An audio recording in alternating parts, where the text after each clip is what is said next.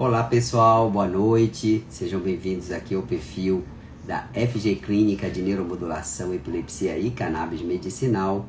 Eu sou o Dr. Francinaldo Gomes, neurocirurgião e CEO e fundador da FG Clínica. E hoje a nossa live é muito especial, né? A nossa live semanal aí de todas as terças-feiras aqui da FG Clínica, na qual, né, a gente traz muitas informações relevantes para todos aqueles que querem ter uma saúde neurológica de qualidade. Então você que está aqui participando com a gente, a Vailza, a Ilma, a doutora Aldenora já está aqui, a Biola Freitas. Doutora Aldenora, pode solicitar para entrar ao vivo aqui com a gente. Hoje a gente vai fazer uma live em 4 pessoas, talvez até 5, o Dr. Igor talvez participe aí conosco. E nessa live nós vamos falar tudo para você sobre a doença de Parkinson, sabe? A doença de Parkinson, aquela doença que afeta a motricidade das pessoas, né? Que causa tremor, causa lentidão dos movimentos, causa rigidez nos músculos, causa várias alterações. Oi, Fabiola da Adion, seja bem-vinda. A doutora Érica já está aqui. Então vamos ver, pessoal. Vamos pedindo aqui, doutor.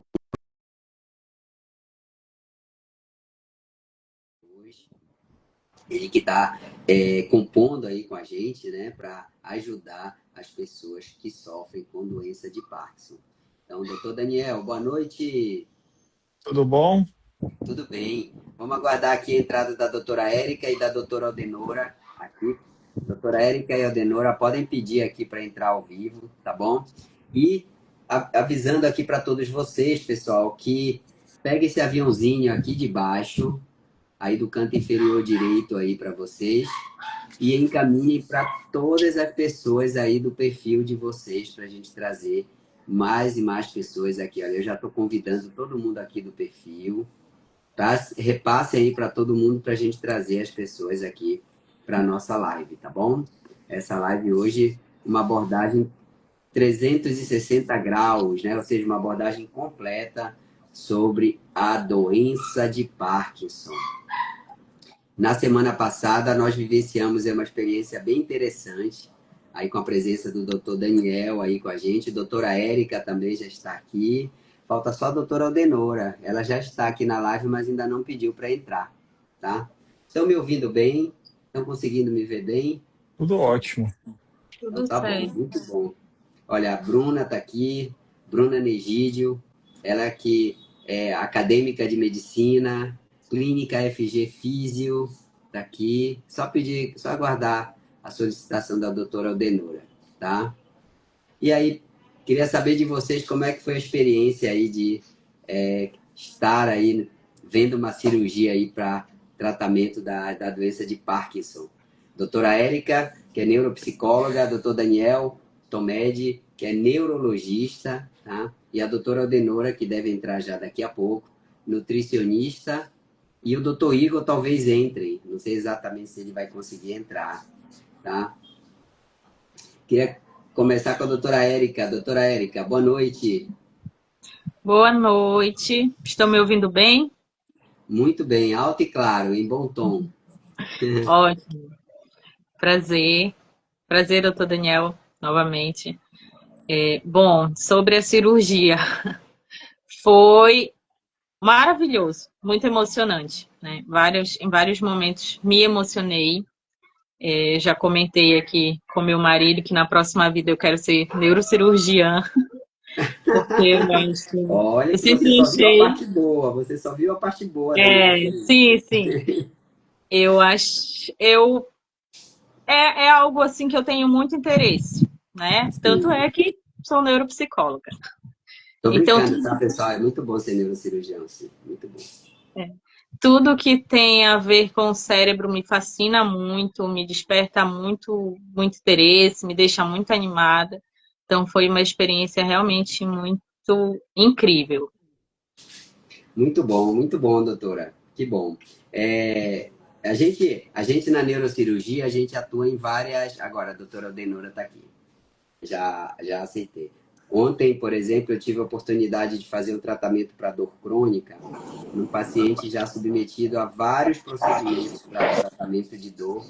já tomando vários medicamentos. E é muito bom a gente ver a pessoa já sair da sala sem dor, entendeu? Então, são coisas assim gratificantes. Oi, doutora Adenora, seja Boa bem-vinda. noite. Eu acho que você está olhando meio. Tá diferente a sua câmera, você está olhando meio que para o lado. É que eu só desci rápido com o iPad. Ah, tá. Deixa eu virar aqui, ver se melhora. Melhorou? Melhorou.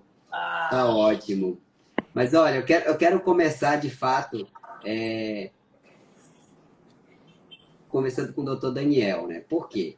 Porque como a gente vai falar de doença de Parkinson, a primeira coisa a gente precisa entender o que é a doença de Parkinson, né? Então, claro, cada um de nós aqui tem uma visão, por isso que o nome da live que eu coloquei, uma abordagem 360 graus, quer dizer, cada um dando a sua visão. Tem a visão do neurologista, a visão do neuropsicólogo, a visão da nutricionista, a visão do neurocirurgião, do fisioterapeuta, se o doutor Igor puder entrar aí. Então, cada um tem a sua visão e contribui com o seu conhecimento para trazer qualidade de vida, para trazer melhoras, né, para o paciente. Então, doutor Daniel, como que a gente definiria assim para o público? Lembrando aqui, Daniel, que o nosso público são pessoas que têm a doença, familiares de pessoas que têm a doença, cuidadores de pessoas que têm a doença. E o principal, são pessoas muito curiosas e que participam bastante aqui, querem tirar dúvida. Como que a gente definiria assim a doença de Parkinson? E claro, pode se apresentar, fique à vontade aí para se apresentar aí para o público aqui da FG Clínica. Muito obrigado pelo convite, Francinaldo. Boa noite a todo mundo. Agradeço estar aqui. Olha só, gente, difícil, né? Doença de Parkinson é extremamente complexo. Tem muitos sintomas. Na verdade, uma doença multissistêmica, né? Ela não é só do cérebro, ela tem vários sintomas. Não é só o tremor, né? Vocês estão me ouvindo? Estamos ouvindo bem. Não é só o tremor, né? É uma complexidade de sintomas. O que acontece? A gente fala que o Parkinson é uma doença neurodegenerativa, que nem o Alzheimer e outras doenças. Mas o que a gente quer dizer com isso, né? Na verdade, gente, o que a gente entende, vamos assim, deixar uma coisa mais palatável para vocês, de entendimento, há um acúmulo de uma substância, tá? Que ela é tóxica para os neurônios. Os neurônios é a unidade funcional do cérebro, né? É uma célula. E essa substância, que a gente acredita ser uma proteína, ela acaba se depositando. Então ela começa a acumular dentro do neurônio como se fosse um lixo tóxico, e que não consegue limpar, não consegue jogar fora. Que nem tu tá na tua casa e tu não joga o lixo na rua. O lixo vai ficando em casa. E esse lixo em casa vai dando mau cheiro, vai dando rato, vai causando prejuízo no funcionamento da tua casa. A mesma coisa essa proteína para os neurônios. Então eles começam a não trabalhar direito, né?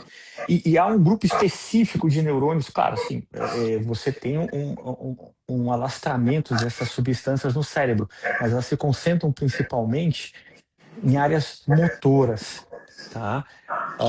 E isso começa a haver um prejuízo no funcionamento desse paciente. Então são pessoas que vão começar a ficar mais lentificadas, vão ficar mais rígidas, com dificuldade de caminhar, com tremor, e com evoluir da doença vai haver esse lixo tóxico vai se depositando em outras áreas, o cérebro não vai dando conta e outras funções vão sendo perdidas. Então é uma doença que ela é progressiva, ela é bastante lenta, mas ela vai levando a uma perda de várias funções neurológicas ao longo do tempo. Então eu diria isso, é um acúmulo de substância tóxica, um lixo que fica dentro do neurônio, que não consegue jogar fora e o funcionamento não fica legal. Olha, falando nesse conceito aí de lixo, né, recentemente eu fiz uma live sobre a doença de Alzheimer e já tem um medicamento, né, na verdade é um anticorpo, Isso. que destina a limpar Isula. Isso, Kisunla, que é o Donanemab. Isso. Inclusive, ele se destina realmente a limpar esse lixo, né? E é bem interessante.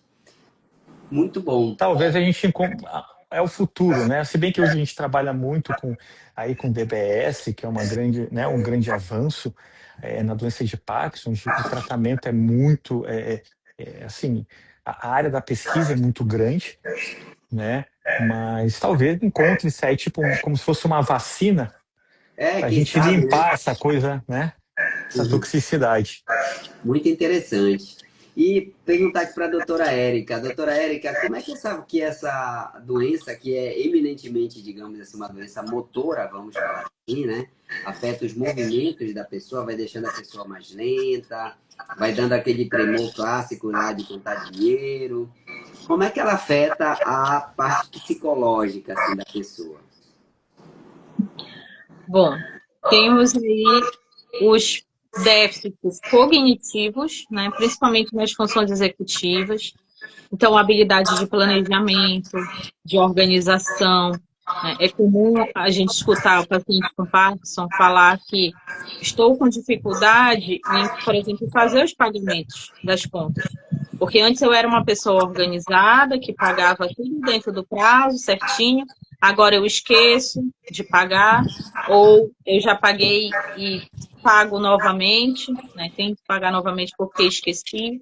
Atividades do dia a dia, como organizar a medicação, também pode ser uma dificuldade, né? Então, tudo isso também afeta o emocional, né? Porque, veja, o paciente vai perdendo a autonomia, vai ficando dependente de uma outra pessoa para lembrar da medicação, para fazer o pagamento das contas que antes ele fazia, para vestir as roupas, né? Então, a gente escuta também a dificuldade do paciente vestir sozinho sua roupa, tirar sozinho sua roupa, né? Então, tudo isso afeta emocionalmente, traz tristeza, pode aí desenvolver um quadro depressivo, né? Então, a neuropsicologia, a psicologia em si, atua nessa área, né? Tentando dar o suporte emocional não só para o paciente, mas para a família, que quando uma pessoa adoece, a gente sabe que a família também adoece, de certa forma. Excelente. E perguntar aqui para a doutora Aldenora, né? Existem muitas questões nutricionais e alimentares envolvidas aí com o paciente com doença de Parkinson, né? Tem a questão, por exemplo, o doutor Daniel vai falar um pouco depois sobre o tratamento com medicamentos. Tem medicamento que tem que ser tomado com uma determinada relação com a refeição para não alterar o efeito. E existem também questões relacionadas à microbiota, né, intestinal dos pacientes com Parkinson. Doutora Aldenora, obrigado aqui pela sua presença. Como que a nutrição ou a alimentação, vamos falar assim, pode ajudar a pessoa que tem Parkinson ou até mesmo, digamos assim, a pessoa ter um cuidado melhor com a saúde, caso ela venha a ter Parkinson, por exemplo, ela está, digamos assim, bem nutrida, bem alimentada. Boa noite, eu agradeço o convite, doutor Francinaldo. Prazer, doutor Daniel e doutora Érica. Esse lixo que o doutor Daniel falou, né? Além de todas as causas fisiológicas que a gente pode falar, também vem muito da nossa alimentação.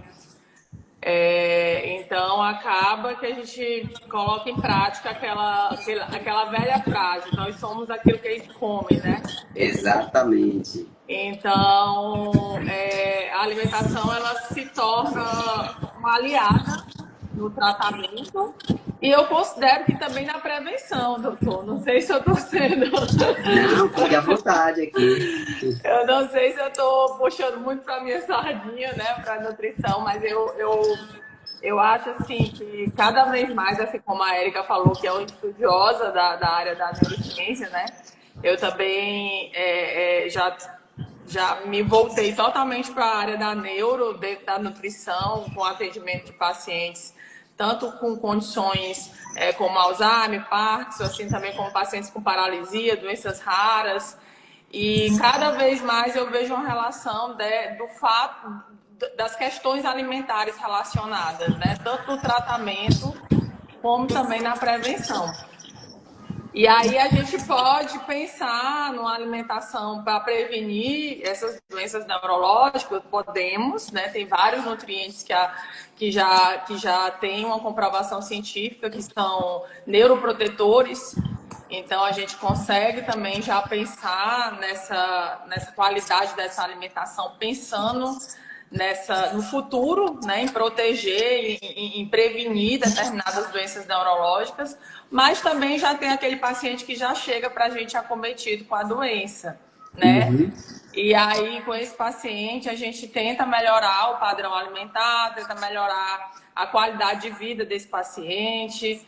Aí nós temos várias fases, né, que a gente trabalha junto aí com o nosso paciente de Parkinson. Então, aquele paciente que já vem para cirurgia, e aí quando ele chega para a cirurgia, a gente já tem que pensar num protocolo pré e pós-operatório.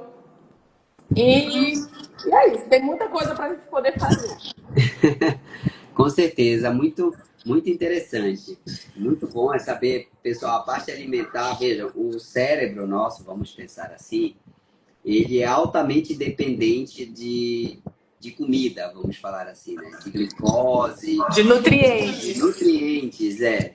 Então, uma boa alimentação é essencial para você ter não só uma saúde muscular, vamos falar assim, né? Não só para ganhar músculo, mas principalmente para manter a mente saudável, né? E o cérebro, ele é muito sensível a essas variações nutricionais, tanto para mais quanto para menos.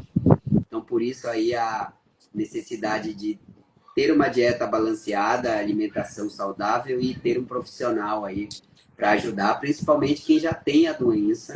E a doutora Aldenora já até se antecipou aqui um pouco, falando já do tratamento cirúrgico. Mas antes de chegar no tratamento cirúrgico, voltando aqui para o doutor Daniel, como é que é feito o tratamento, então, com medicamentos, né? A gente sabe que a cirurgia ela tem o seu lugar, mas num determinado momento. Mas como é que é feito o tratamento com medicamentos da pessoa que tem a doença de Parkinson?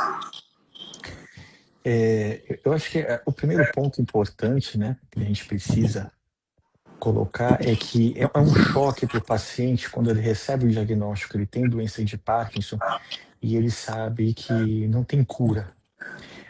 O que eu sempre tento alinhar é que, apesar de não ter cura, é uma doença extremamente lenta, que você tem um tratamento multidisciplinar muito importante, seja com atividade física, seja com alimentação e seja com a medicação. Apesar da medicação ela não alterar o curso da história natural, ou seja, da progressão, mas vai dar qualidade de vida para esse paciente, com que ele consiga fazer as suas atividades, a sua autonomia, manter a sua expectativa de vida, né? Então, assim, e hoje o tratamento medicamentoso ele é muito vasto. A gente tem aí umas 5 opções de medicações que a gente pode fazer, que nós podemos combinar, que nós podemos... É uma questão individual, né?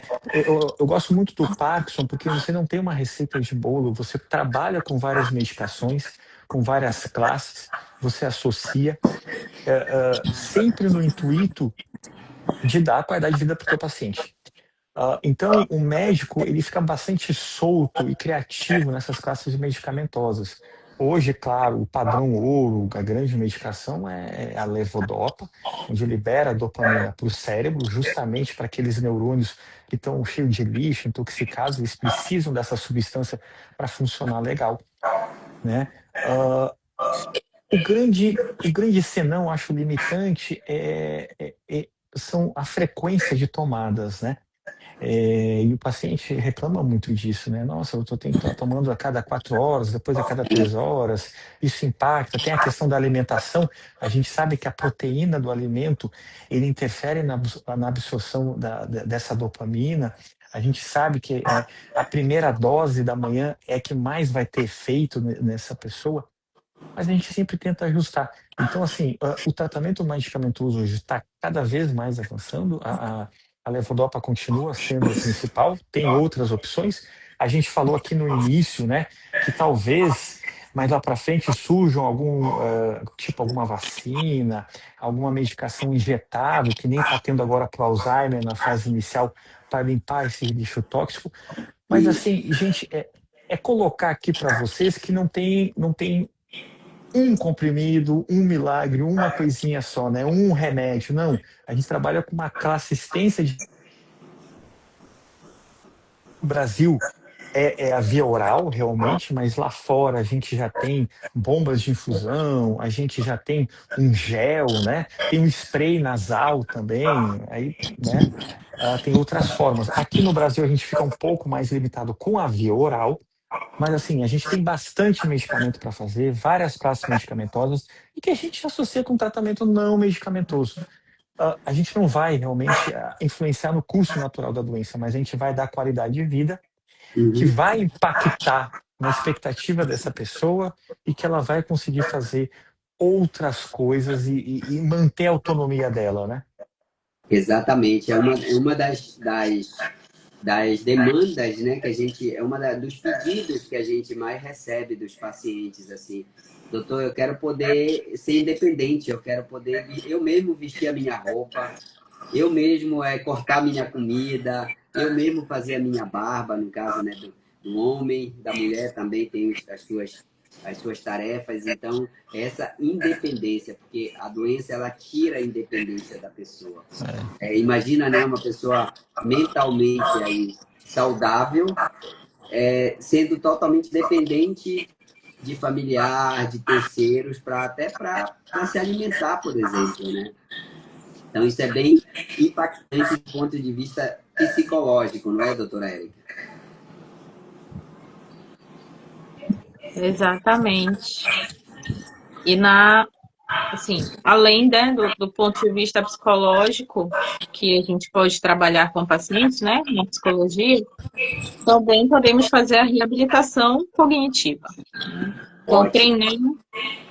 treinar as funções que apresentam déficit, então, planejamento, a organização, a memória, a atenção, e potencializar o que ele tem preservado, as habilidades preservadas, fazendo mudanças no dia a dia, pensando em estratégias, em como é que eu posso lembrar, né, do que eu tenho que fazer, como é que eu posso me organizar melhor, por exemplo, as minhas finanças ou a minha medicação, os horários de medicação. Então, desenvolver junto com o paciente, junto com a família, estratégias eficazes para que ele desenvolva, aliás, devolva essa autonomia para ele. Excelente, excelente. Agora, pensando um pouco aqui por exemplo, o doutor Daniel já colocou aqui que o tratamento é um tratamento, não existe né? Um remédio, o tratamento, a condução, o cuidado, né, com o paciente que tem uma doença de Parkinson, envolve não só ele quanto a família, claro, mas ela tem uma abordagem multidisciplinar. Então, por exemplo, tem o fisioterapeuta, o doutor Igor não pôde estar aqui hoje, tem o terapeuta ocupacional, tem a questão da nutrição, né, um nutricionista, um nutrólogo, tem a questão da parte da neuropsicologia, do neurologista, do neurocirurgião. Muitas vezes esses pacientes têm, os pacientes às vezes desenvolvem doenças psiquiátricas, aí tem o psiquiatra que atua também, enfim, é um conjunto de coisas, né? Agora, quando se fala de tratamento multidisciplinar, então envolve vários profissionais ao redor desse paciente, né? Orbitando esse paciente, cada um provendo o seu cuidado da melhor maneira possível, tá? Aí eu queria saber aqui da doutora Aldenora, a tendência da pessoa com Parkinson é ir tendo dificuldade para se alimentar cada vez maior, principalmente por conta de algumas coisas, por exemplo, a diminuição da mobilidade, dificuldade para engolir, muita saliva, muitas vezes, que eles produzem. Como lidar com isso? Como adaptar a alimentação, por exemplo, os nutrientes, para que ele possa, mesmo se alimentando com dificuldade, manter um aporte capaz de, digamos assim, manter a uma saúde física, manter a imunidade, manter a musculatura, enfim. E os tremores também, né, doutor? Tem a questão dos tremores também e a questão também emocional, que a gente tem que levar em consideração, né? Que naquela fase do diagnóstico, meu áudio que tá ruim, né? Vocês acham que é? Eu vou... Oi? É meu áudio que tá ruim, porque sempre que eu tô falando fica... Não. Pra Não? mim, assim, tá um pouquinho de eco lá no fundo, mas não está prejudicando a compreensão, pelo menos. Pronto. Então, a gente precisa se preocupar, além dos micronutrientes, com a oferta dos macronutrientes também, né? Como o doutor Daniel falou, a gente tem a questão a principal medicação utilizada no tratamento, ela tem uma interação direta com a proteína. Então, a gente precisa priorizar os horários da ingestão dessa proteína, pensar numa dieta hipercalórica, né? Claro, supervisionada, dependendo do estado nutricional desse paciente. Se ele tiver emagrecido, a gente pensa num pouco mais de calorias para que ele se mantenha ali no peso dentro da curva do considerado ideal.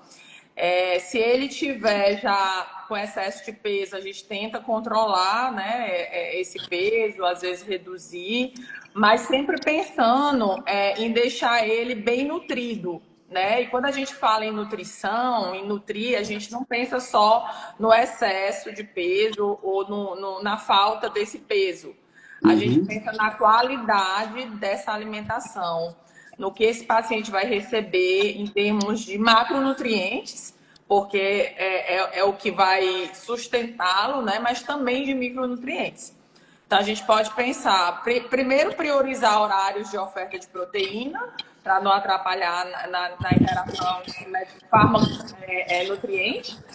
E depois, a gente precisa acompanhar ele um pouco de perto, pensando no cálculo do valor energético total que o paciente vai receber ao longo do dia.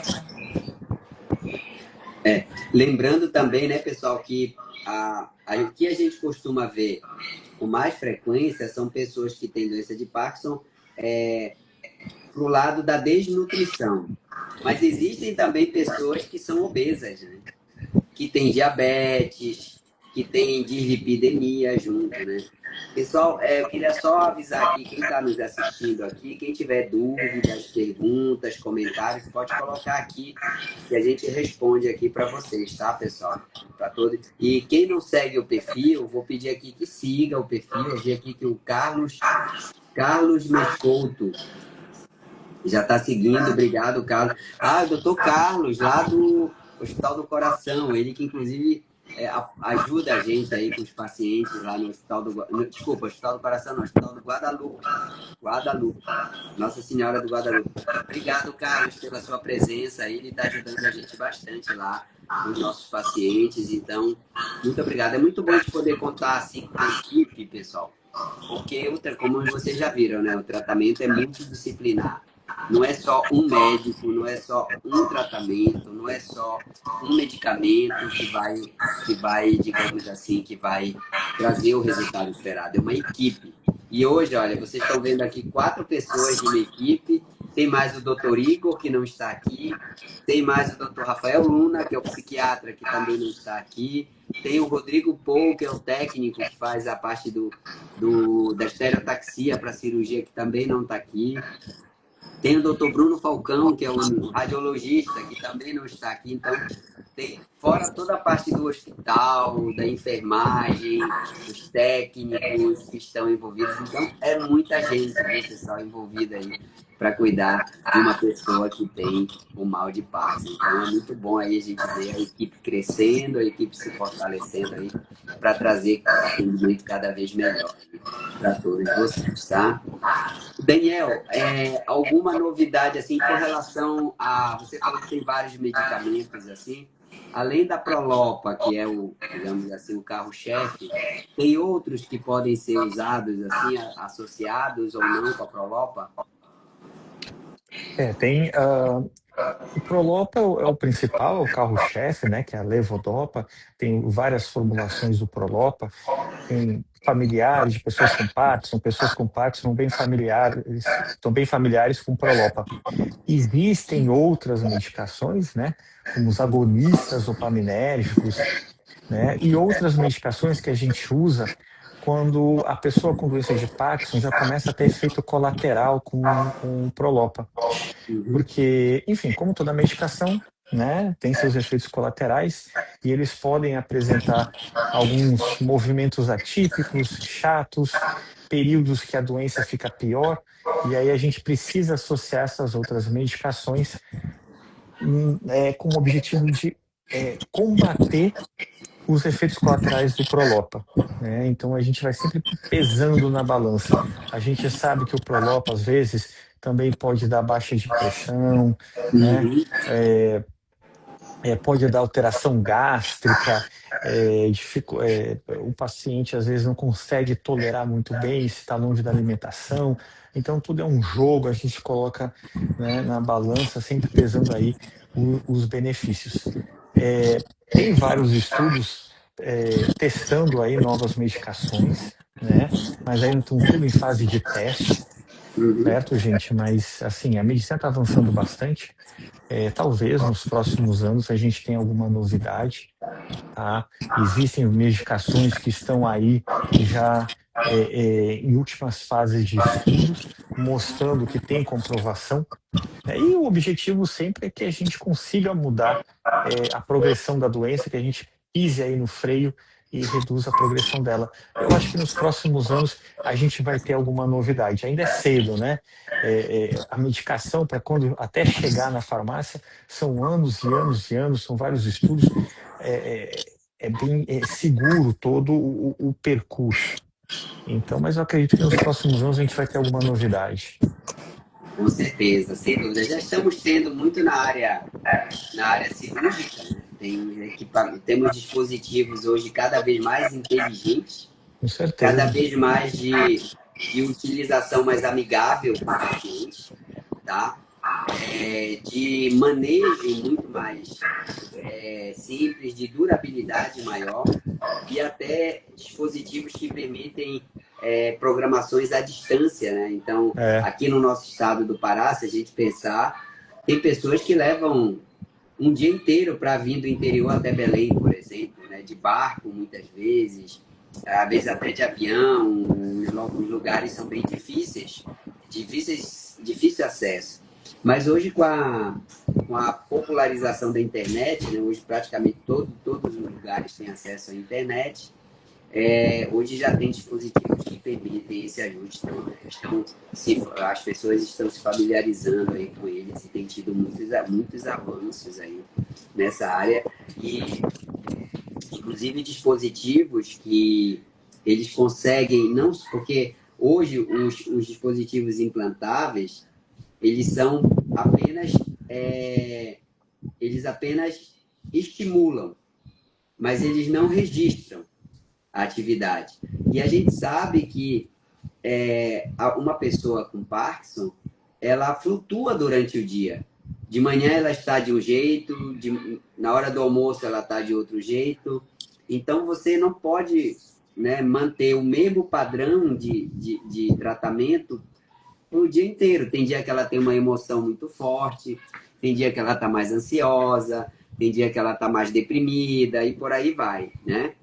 Então, o que acaba acontecendo? Hoje já tem alguns sistemas que conseguem não apenas estimular, mas também registrar a atividade elétrica cerebral em vários momentos do dia e meio que adaptar a estimulação a esses momentos. Isso é algo bem interessante e digamos assim, bem útil, né, para as pessoas. Então, no dia que a pessoa estiver mais ansiosa, ele dá uma estimulação diferente do momento que a pessoa estiver mais tranquila, enfim.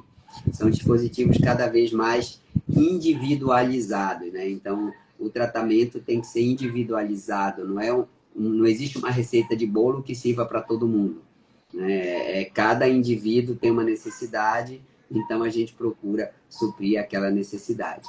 A IS Dulce pergunta aqui, a neuromodulação no Parkinson, como está? Então, o doutor Daniel, por exemplo, ele trabalha com um tipo de neuromodulação que é uma neuromodulação não invasiva, por exemplo, estimulação magnética transcraniana e outros. Mas existe também a neuromodulação invasiva, que é aquela que envolve a implante de um determinado dispositivo para ajudar no controle dos movimentos. Da parte da neuromodulação invasiva, tem avançado muito, né? Eu já coloquei aqui para você, Dulce, essas novidades aí, isso tudo esse ano, viu, pessoal? Eu fui no lançamento em maio e agora fui no lançamento em outubro. Coisas totalmente diferentes e totalmente assim, novas e totalmente úteis para as pessoas com Parkinson. E na área da neuromodulação não invasiva, doutor Daniel, como é que está aí esses avanços? A neuromodulação está avançando muito, né, Francinaldo? Não só no Parkinson, como em outras condições, mas aqui na questão do Parkinson, ela ajuda bastante, né? A gente sabe que tem pacientes que ainda não têm indicação de fazer a cirurgia ou tem alguma contraindicação, e aí a gente pode associar com uma terapia, um plus, né? Uma terapia adjuvante junto com a medicação, a estimulação magnética, que a gente estimula determinadas áreas focais do cérebro, principalmente a área motora, né, para melhorar a rigidez, para melhorar o movimento, né, ajuda muito complementando com a fisioterapia, melhora a marcha, né, a gente sabe que são pessoas que têm dificuldade na caminhada, nos passos, então a gente consegue melhorar a marcha desses pacientes. E também a gente sabe que o Parkinson está muito associado, está de mãos dadas com a ansiedade e a depressão. Então, muitas vezes, a gente pode melhorar o humor dessas pessoas também com a estimulação magnética, né? Às vezes, o paciente tem muito efeito colateral com antidepressivos, com os ansiolíticos, e a gente entra com uma estimulação em áreas do humor, melhorando o humor deprimido, melhorando sintomas de ansiedade. Então, eu gosto muito da neuromodulação, acho que ajuda muito, é mais um ganho que essas pessoas têm, e até porque, assim, claro, nada substitui a medicação, acho que cada um complementa, né? A medicação tem o seu papel, a neuromodulação a sua, o acompanhamento da fisioterapia, da neuropsicologia, da nutrição tem a sua, elas se complementam. Então é algo a mais que a gente pode agregar nessa pessoa para ela ter cada vez mais melhor autonomia. Exatamente, né? E lembrando também que esses tratamentos são todos em conjunto, né? Sempre não é um ou outro, né? Eu vejo, sempre os pacientes vão em busca de né? Eles querem uma solução, mas não existe uma solução. Existem várias soluções que se complementam, né? E a doutora Érica, uma vez, por exemplo, que a pessoa desenvolveu a doença, está tratando, né? Alguns já até fizeram a cirurgia, por exemplo. Como que a neuropsicologia ajuda esses pacientes pós-tratamento, né? Pós-tratamento. Pós-intervenção cirúrgica, no caso? Isso, pronto. Pós-intervenção cirúrgica. Pois é. Então, como eu mencionei antes, a reabilitação, né? Porque na avaliação, fazendo o mapeamento desse funcionamento cognitivo, nós vamos ter as informações, né, do que está preservado, do que está apresentando dificuldade, e aí vai orientar tanto a reabilitação cognitiva, né, falando da neuropsicologia. Então, como eu expliquei, treinando as funções, o que é treinar? O que significa treinar as funções? Fazendo atividades mesmo, né? Como se a gente vai para a academia, por exemplo, faz o exercício físico para trabalhar o músculo. A reabilitação cognitiva, o treino, a parte do treino, seria atividades para trabalhar a atenção, a memória, organização, planejamento, né? Então, a gente pode pensar nos joguinhos, por exemplo, né? Tem jogos de tabuleiro, tem outros jogos digitais também que nós podemos usar. Mudanças no dia a dia da pessoa, algumas mudanças que nós podemos fazer de rotina, junto com a terapia ocupacional, por exemplo. E, além disso, as informações da avaliação vão orientando a fonoaudióloga para trabalhar, por exemplo, a velocidade de processamento desse paciente, né, está abaixo do que se espera, então isso pode impactar na fala do paciente, né, uma Uhum. fala mais lenta, mais arrastada. Na fisioterapia, os movimentos do paciente também podem ser afetados, né? Então, toda essa ligação vai sendo trabalhada, tanto pela Ótimo. psicologia quanto pelos outros profissionais. Muito bom, doutora. Daniel, tem uma pergunta aqui do seu Osimar, acho que é para você.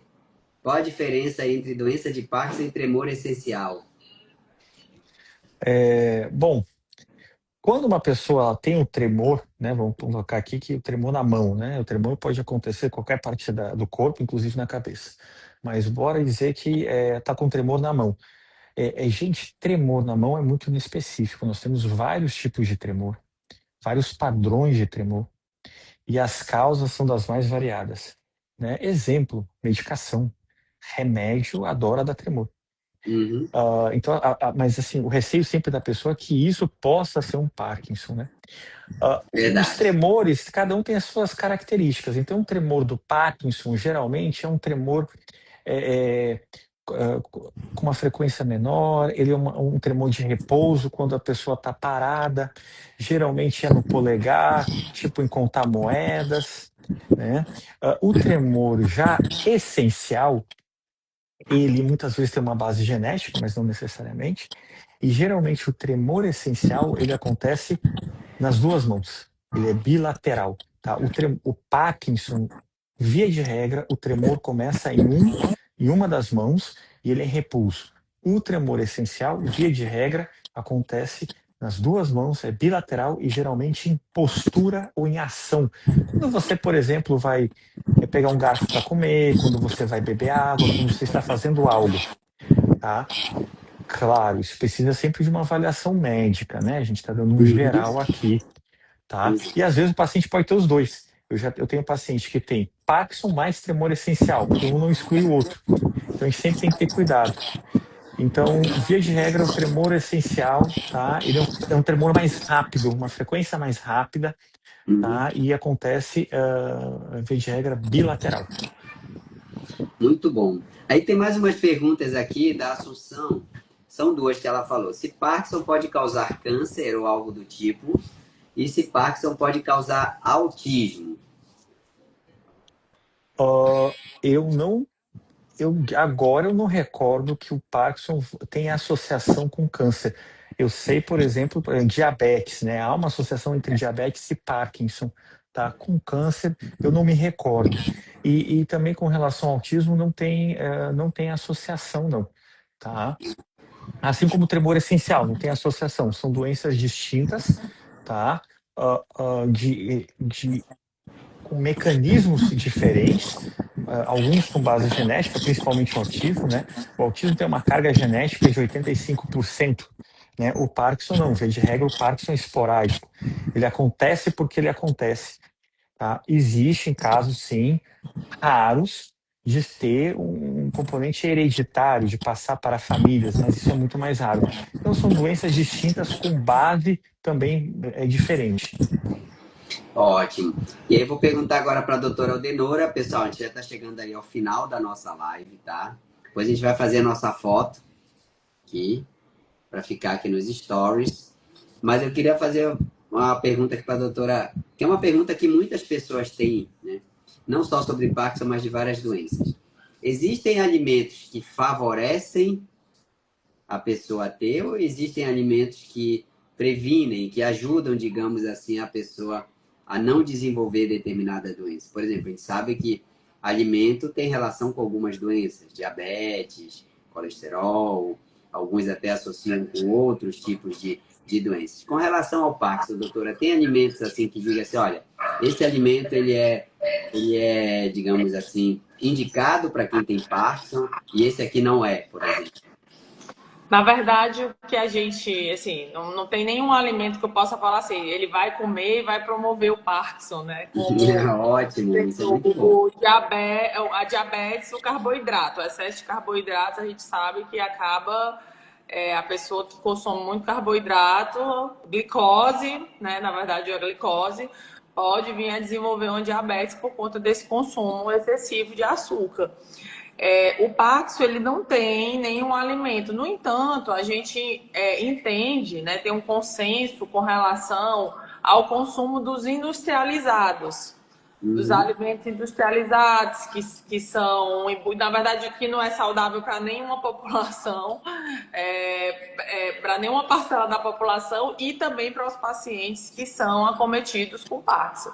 Então, a gente evita uma alimentação industrializada, né, rica em conservantes, em sódio, em corantes, e tenta oferecer para esses pacientes o que for mais natural, o que for mais rico em antioxidantes, né, frutas vermelhas, frutas cítricas, gorduras boas, como o abacate, o açaí, né, que é tão bom aí na nossa terra de Belém.